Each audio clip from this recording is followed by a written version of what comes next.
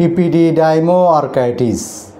ইপিডিডাইমো orchitis হচ্ছে যুবক পুরুষের অন্ডকোষের যে ইপিডিডাইমেল গ্ল্যান্ড অর্থাৎ অন্ডকোষের উপরে শুক্র সঞ্চয়কারী যে গ্ল্যান্ড গ্রন্থি যেটাকে ইপিডিডাইমাস গ্ল্যান্ড বলে, সেই গ্ল্যান্ডে ইনফেকশন হয়ে ভাইরাল ইনফেকশন হয়ে ভাইরাস ইনফেকশন হয়ে যে সমস্যা হয় সেটাকে ইপিডিডাইমো অর্কাইটিস বলে।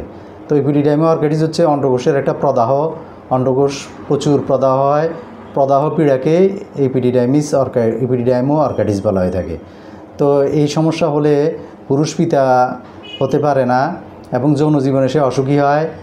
আর ইপিডিডাইমো অর্কাইটিস হলে অন্ডকোষে প্রচণ্ড পীড়া হয়, এই পীড়া খুবই কষ্টদায়ক।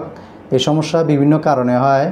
যুবকরা অতিরিক্ত হস্তমৈথুন করলে, অথবা যে সমস্ত যুবকরা প্রোটেকশন ছাড়া প্রতিরোধ ছাড়া যারা যৌন মিলন করে, অথবা রাস্তাঘাটের বাসমান ওষুধ বিক্রেতার কাছ থেকে ওয়ান টাইম উত্তেজক ওষুধ সেবন করে, ইত্যাদি কারণে ইপিডিডাইমো অর্কাইটিস হয়ে থাকে।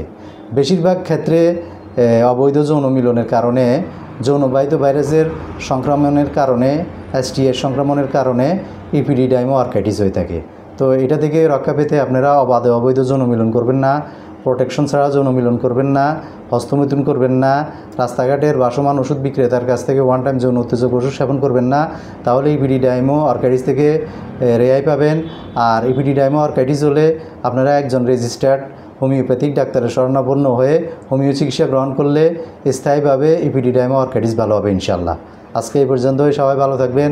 আসসালামু আলাইকুম ওয়া রাহমাতুল্লাহি ওয়া বারাকাতুহু।